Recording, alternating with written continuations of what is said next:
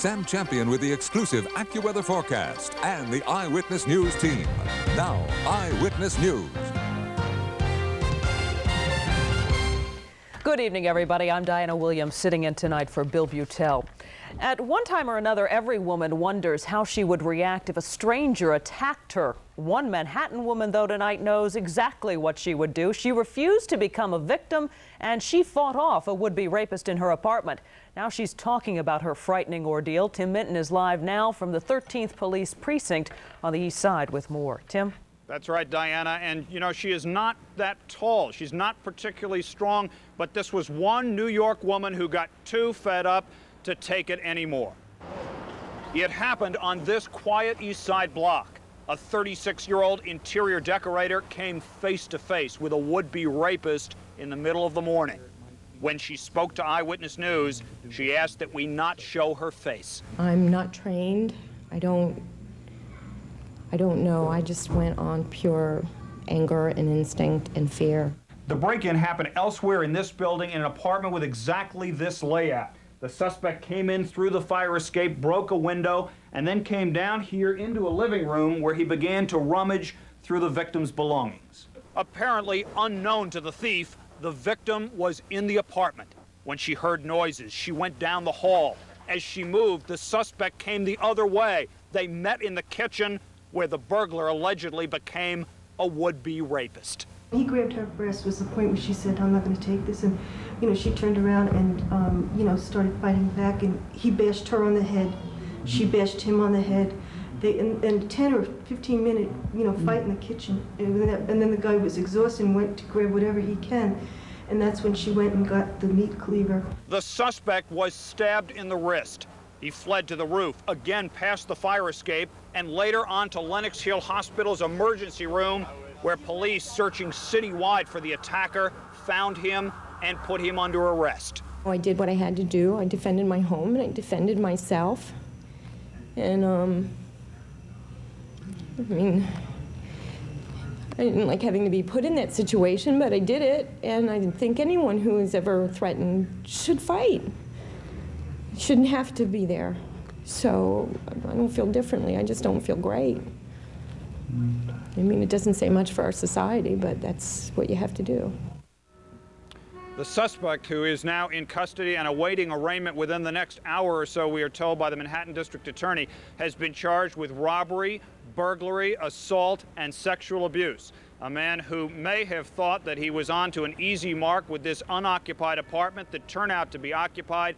Randolph Ryan, 20 years old, from the Bronx, in a heap of trouble tonight. We're live on the east side at the 13th Precinct. Tim Minton, Channel 7, Eyewitness News. Thank you, Tim. There was no chance for Faith McKeon to fight back. She was 1 month away from having a baby, but her dreams of motherhood ended in a deadly encounter at her home in Elmont. It is a murder mystery that has authorities baffled. Bertha Coombs has more on the story. She's live in Elmont. Bertha? A mystery it is at this hour, Diana. This morning, 24-year-old Kevin McKeon called police to tell them his wife was dead. At this point, police cannot tell us how that happened. They say there were no signs of forced entry in the home. There was no sign of a robbery or a struggle, and the weapon has not been recovered. Nassau County Police say 29-year-old Faith McKeon was fatally shot twice in the chest. She was 8 months pregnant. Her husband, Kevin, called authorities to their Elmont home just after 7 this morning when he found her body. Police say McKeon told him he arrived home at 1 a.m. last night after finishing up work with New York City's emergency services. He thought his wife was sleeping in a chair, as had become her custom during her pregnancy. This morning, he was unable to wake her when he discovered she'd been shot and called police. It came as a shock to McKeon's neighbor, who rents an apartment in the basement. Yeah, I was shocked. I was very shocked. That's all I can say. I didn't hear anything. They seemed like they got along fine. A coworker says the couple met on the job with New York City's emergency services and had recently married. Neighbors say they'd moved into this Elmont home 3 months ago with Mrs. McKeon's 6-year-old daughter. As police combed through the property and the couple's cars for evidence today, their hearts went out to Kevin McKeon. This was a total shock to everyone. They're newlywed. They seem very happy and very loving. It's unbelievable that something like this happened. His wife was due any day, and he seemed very excited. You know, it's a shame to lose your wife and your daughter like that. The co-workers are shocked, upset, grieving, and talking with the crisis intervention team to try and get through this situation. Now, police did speak with Mr. McKeon today. They questioned him as a witness. He was released later on this afternoon. They apparently have also questioned the 6-year-old child who was in the home. But at this point, they are not able to give us any answers. Ironically, Mr. and Mrs. McKeon met when they were both dispatchers, getting ambulances to people who need help. Apparently, they did not have a chance to do the same for themselves. We're live in Elmont. I'm Bertha Coombs, Channel 7 Eyewitness News.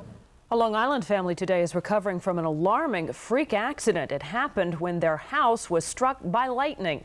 The bolt apparently hit a tree in front of this Hicksville home last night. Fire officials say the electricity then jumped into the house where it caused an explosion and a fire.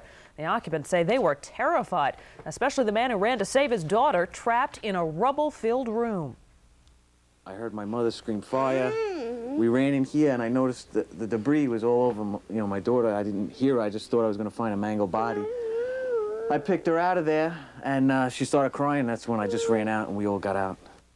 Neighbors say they all heard the explosion, but it was a familiar sound 2 years ago. Lightning hit another house on that same street.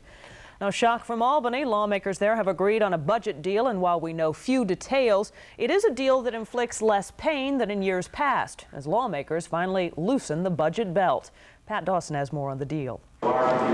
Seizing almost gleefully on more money from Washington and an unexpected jump in tax collections after years of declining revenues, state lawmakers appear to have hammered out a budget agreement that largely restores the toughest proposed cuts. Well, there was a brief public celebration in the Capitol noting the deal. 36 hours later, details were still hard to come by. But as the broad outlines emerged, it was clear all the parties had protected their primary political turf. It may be that one group is more interested, for example, the Republicans in education and the Democrats in Medicaid, but all for the same purpose. They'd all like to see the state spend more. In fact, the Democratic Assembly and the governor appear to have gotten all the money the MTA wanted, saving the transit fare and a huge modernization program. The Assembly also managed to restore proposed cuts in Medicaid home care.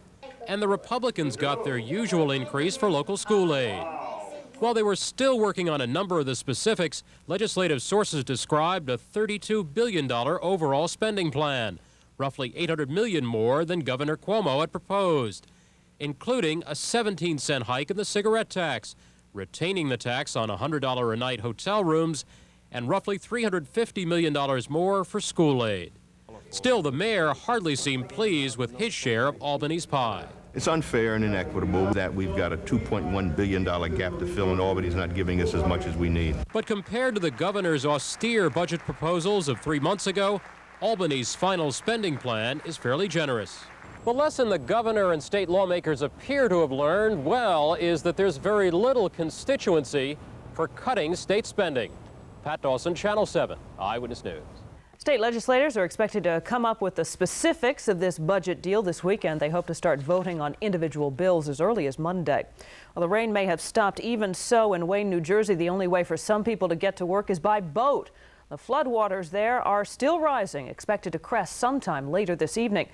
How are families and businesses coping with the rising water? Carlos Granda has that story from Wayne, New Jersey.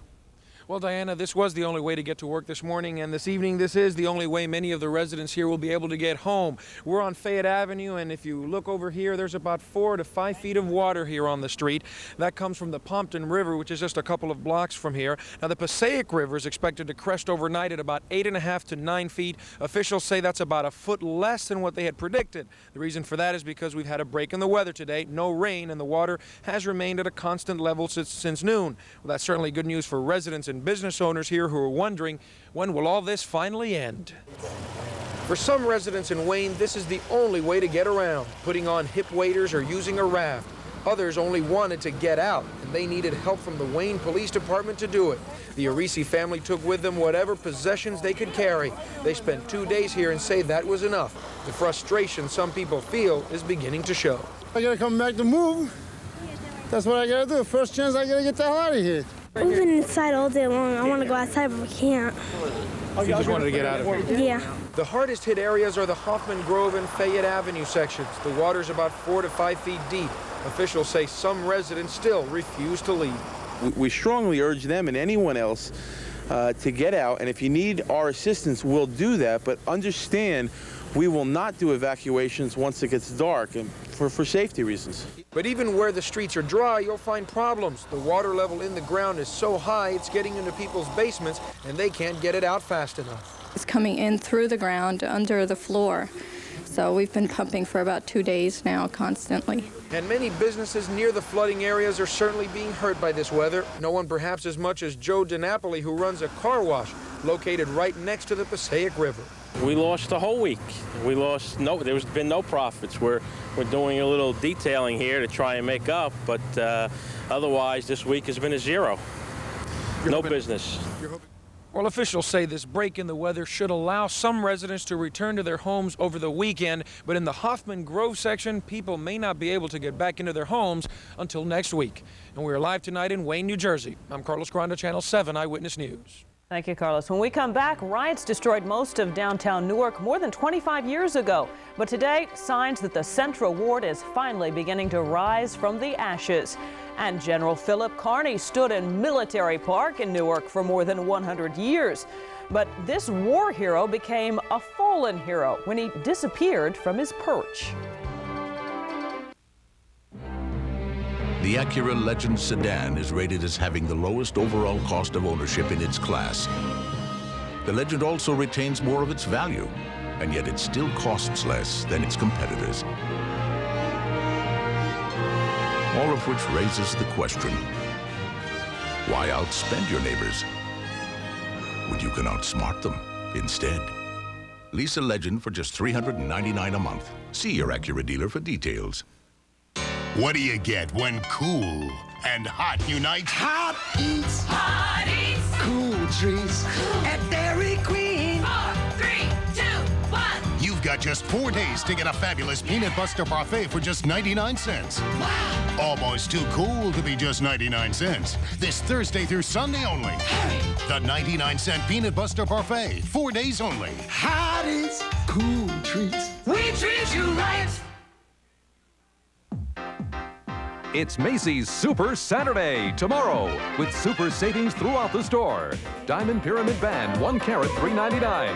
Krupp's Espresso Mini with bonus cups and saucers, $69.99. Henry Grethel Suits, $199.99. Buy 2 pairs of shoes, save 15%. 3 or more, save 25%. Toshiba 27-inch TV with stereo surround sound, $4.99. Macy's Super Saturday. Super savings throughout the store tomorrow. If you still think a foreign car can give you more for your money, think again. The Ford Taurus has won more major awards than any other car, even Honda Accord. With available anti-lock brakes and dual airbags, you can't get more safety features for the money. Plus, the Taurus has a comfortable interior and plenty of back seat room. And with a standard V6, Taurus has more power and costs less. Now, doesn't that strike a chord? Now more car for the money isn't such a foreign idea. See your Ford dealer today. All it takes is a few dollars to enjoy a grand opening in Newark, the first family movie theater to open in the Central Ward since the riots of 1967. The multiplex has popcorn and 6 theaters equipped with state-of-the-art projectors and sound gear. It's a partnership between the public and private sector, and the profits will be plowed back into community services, including a sports complex for local teenagers. When we tell young people, get off the street corner, they have every right to turn around and say, go where and do what. And soon we're going to be able to say, well, how about the movies tonight, the family? How about roller skating? How about going to the bowling alley? How about the recreation center? The mayor says the challenge is to make the arts available again to Newark's children. Well, Newark may have gotten a new movie theater, but for a while it lost a statue, an 800-pound statue of General Philip Kearny. Now, normally the general stands watch in Military Park, but yesterday he was reported missing in action. David Navarro has more on what happened to the fallen warrior. Military Park in Newark, New Jersey is the home of some rather historic monuments. There is the Great Monument to American Independence, JFK, General Philip Kearny. Wait a minute, where is the general? Well, that's exactly what historian William Stiple said when he drove past the park on Tuesday. I thought that a theft had occurred of the statue, someone trying to steal it for its value of the metal, the bronze metal. These giant tracks in the grass were the first clues that the general had met with foul play. But after calling police, part of the mystery was solved. It appears the general was knocked off his pedestal. If he could talk, he might have said, "I have fallen and I can't get up." It was in this condition city officials found the fallen hero. The tracks in the grass were made by heavy equipment used to lift and carry the 800-pound statue back to the city sanitation department for a cleaning. Don't worry, he didn't lose his head over all of this. It was just separated to make cleaning easier. But did the great general fall, or was he pushed? Apparently, this is not the first time something like this has happened. More than a decade ago, a Spanish-American monument disappeared. When they found it, it was cut up into little pieces. This isn't the first time that this statue has been vandalized. Some years ago, the sword has been stolen and never recovered. So the question remains, was the general the victim of a botched ripoff or something more mysterious? At this point, we just don't know. Reporting from Newark, David Navarro, Channel 7 Eyewitness News. David looks pretty good up there. No word yet on when he's going to get off that pedestal and when the general statue is going to be returned to replace David. When we come back, he's known for the hat that he wears and for the wholesale business that makes him one of a kind. We'll introduce you to a man who is grade A in the meat business. And they're kicking up their heels and out of this world. Scott Clark has sports next. Coming up on World News Tonight, from here in Portland, Oregon, the Forest Summit. President Clinton is here to discover whether economic development and environmental protection really are compatible. We'll have background reports that affect the whole nation. Meet Rudolph Giuliani. Friends say he's quick, thorough, a man with a plan for New York. Foes say he's a media monger, and we'll all pay the price. Master decision maker or master of the publicity game. Watch the mayoral elections, the challengers. An Eyewitness News special report tonight at 11. Breakthroughs in technology have made it possible for automotive designers to create for the driver one of the safest environments ever. At Eagle, we've taken that technology and moved it a little to the right. Introducing Vision from Eagle with standard drivers and passenger side airbags. See one today at your Jeep and Eagle dealer. See your Tri-State Jeep and Eagle dealer. A voice once told us, if you price it right, they will come. So we've priced a fresh selection of Mrs., Juniors, Petites, and Women's World dresses at just $29.99 for one piece, $39.99 for two piece. At 50 to 60% off department store prices, they're priced like you dream about. But you better hurry before they all disappear. Never, never, never pay full price. Marshall. Saturday, tango. Great. Bye. Dance. Dance. We are Bianca. And Benny. Master the passion of the tango. The cha-cha-cha. Bianca and I started on Broadway in 1950. Benny, we teach all levels. That was the original production of Coco Loco, and I have... No partner necessary. You'll be tangoing tomorrow. The 9X Yellow Pages. It's surprising what the ads can tell you. I taught all the stars. Benny. See who's spinning the wheel tonight. I am Al Campbell from New York, New York. Watch Al play Wheel of Fortune tonight at 7:30 here on Channel 7. You know the phrase, where's the beef? Well, here in New York City, you'll find the beef in Harlem. And one man there has no beefs about the beef business. In fact, he's got a real stake in it. Art McFarland has more. He's an urban cowboy, and you never see John Smith without his white Stetson hat, even when he's supervising the workers at his meat wholesaling business in Harlem. I'm very happy in what I'm building here. You know, it's more than what I've done, but it's what I'm trying to build. Smitty, as he's called, went into business 3 years ago with a background as a meat salesman. The first year, I grossed about $1 million, and last year I grossed $4 million, and this year I should gross at least $6 million. The Inner City Meat Corporation is the only business of its kind in New York owned by an African American. Smitty wants his success to send a message to minority youngsters. We need our kids to have a lot of self-esteem in order for them to to push forward and to try to achieve certain goals. The key to Smitty's business is that it is very well operated, and his race is not an issue for his customers. You go by the guy. He's a good guy. You know, you take a person for what they are, not for what's the color of their skin. Who the hell cares about that? And Smitty's employees couldn't be happier with working for him. He's a tough boss, but he's a good boss. Yeah, I like working for him. I'm very proud of him. But Smith feels that just as important as the success of his business is the hope that minority youngsters get the message that through following his example of hard work and education, they too can accomplish whatever they choose. In Harlem, Art McFarland, Channel 7 Eyewitness News. And Scott Clark here now with all the beef and all the beefs in sports. This close to a must-win for the Rangers, if not a must-win. 9 games to go in the regular season for the Rangers and the Islanders. The Rangers host the Islanders tonight at the Garden. The showdown is on. Just the facts, ma'am. The Islanders lead the Rangers by a single point for the final playoff spot in the Patriot Division. Now we're going to head to that Garden where Mark Stevens has more on that showdown. Mark? You know, Scott, we like to say that regular season hockey games don't mean a thing, and they usually don't. But that's not the case here tonight. This is the biggest local hockey game we've had since the Rangers and Devils in Game 7 of the playoffs last year. Tonight, Rangers and Islanders, that final playoff spot in the Patrick, it's on the line here tonight. And you can sense something different about each of these clubs. The Islanders not only have the 1-point lead, but they have confidence on their side. The Rangers are reeling. Losers of 5 out of their last 6. What better team to turn it around against than the Islanders? That's the point about survival now, and it could be that we're playing anybody right now, and it's a big game for us. And we got some games coming up against Hartford, and they're just as big a games as they are tonight. And we have to look at every game as a do-or-die situation. Hopefully tonight we can take it to them, get 2 points, and come out the victors, and maybe clinch ourselves a playoff spot, and maybe the Rangers won't make it this year. Here's another reason the Islanders are a little more relaxed. If they end up tied, the first tiebreaker is number of wins. Right now, the Isles are 3 up in that category. All the more reason the Rangers must win here tonight at the Garden, and that's where we're live. Mark Stevens, Channel 7 Eyewitness News. Mark, there's that must word again. New York. New York is out of the Reggie White sweepstakes. The Giants were eliminated yesterday. Today, the Jets were told that White wants to stay in the NFC.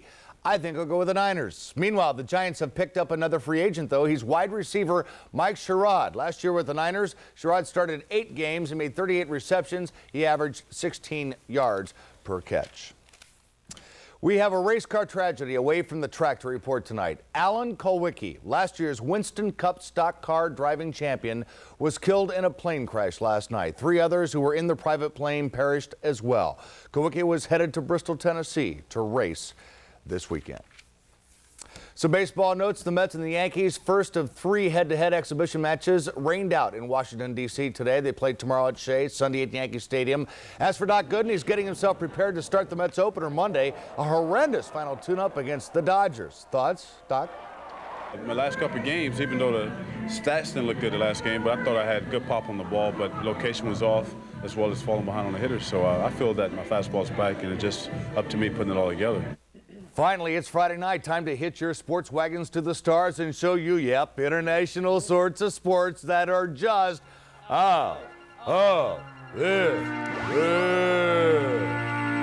We begin in London with the bloody World Cup fencing competition where feints are fancy, but nothing fancy about this. Cheerio, chap! But the bloody irony is the fainting faller had already fenced a victory before the fall. An arm up for him and for them. It's the World Pro Grip Arm Wrestling Tournament where the blokes bend their biceps to bring home the bacon. Buckaroo. Manly, yes. But the London ladies like it too now, don't they? Now, hey, they don't like this game. They just love it. To the champions, the raising of the arm is traditional, you know. To the losers, back to the arm grappling board. Oh, the arm of love.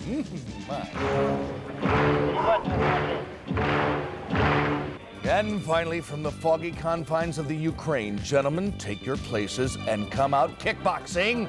Whoa, look out now. Hey, yo, it's a nasty sport, it is. Spin, spin, spin, you speedy circular side-ache sending source of scintillating sensations is a fresh new kick. In, out, of this world. I'm Scott Clark. That's it for sports. Thank you, Scott. You're welcome.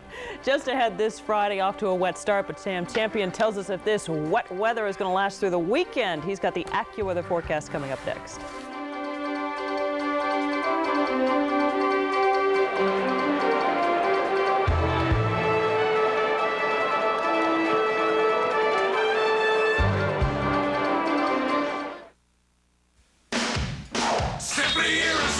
It's Toyota's Simply Irresistible sales event. Your Toyota dealer invites you to check out Camry. Simply Irresistible.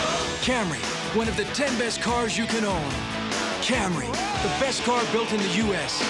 Simply Irresistible. The incredibly quiet, comfortable, powerful Camry. It's Toyota quality at its best. Simply Irresistible. So hurry and see your Toyota dealer now, because Toyota deals are just simply irresistible. Experience the pride. Hey, that's super premium. You really think you need that high in octane for your car? I don't know, but I do know this. I feel my car runs better on premium, and I have other things to worry about. You don't take any chances, do you? I figure if I put the best in, I'll get the best out. So when good just isn't good enough for you, experience our best. Fly with the new Superpower. Citgo. Dear Midas, as a woman, I often feel mechanics don't bother to talk to me. You wouldn't understand. But at Midas, when I explained that I did not have a lot of money, your inspection report was explained to me. This shows you the repair options you can choose from. Thanks for treating me as a person capable of understanding my car. Jane Robinson. Dear Midas customers, buy one guaranteed shock or strut and get the second for 50% off. That's the Midas way, the way it should be.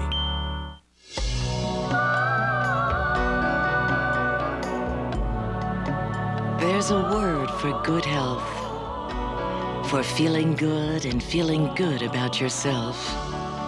There's a word for being active, remaining vital. There's a word for living life to the fullest. Twin Lab. Vitamins, minerals, nutritional supplements. I don't know about you, but I dread this weekend because this is the weekend we lose an hour of sleep. I look forward to the other one where we gain the hour, but that's not just this weekend. don't forget to change the clocks, because Right. this weekend's spring forward.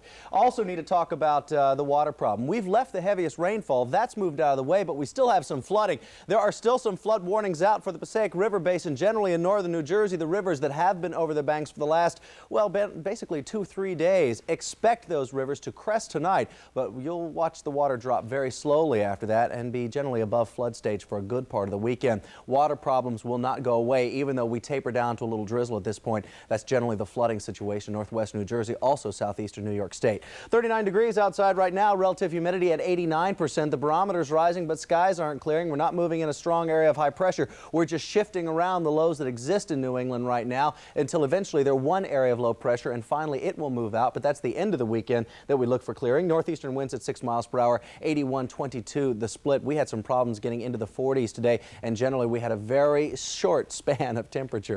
Sure, there's plenty of clouds all over northern New England, and again, there will be for several days now. It's going to take some time. Light clouds extend all the way back to the Ohio River Valley, and this is the one system we're going to deal with all weekend long. It just takes its time pulling away. The idea of bringing in some broken skies and maybe a little bit of sunshine tomorrow afternoon would be a good one and is fairly optimistic. Sunday, we may have to wait till we really get some sunshine and warmer air in here. Generally tonight, the winds will shift around from a more northwesterly direction. That brings down some cooler numbers. Here's the 36-hour rainfall totals. Can you believe that we had this much rain across the area at the time that we already had some rivers flooding from the snowmelt upstate? So anywhere from an inch to almost 2 inches of rain around just in the 36-hour period that we got the heavy rainfall. But now it's pulled out of the way. Some drizzle.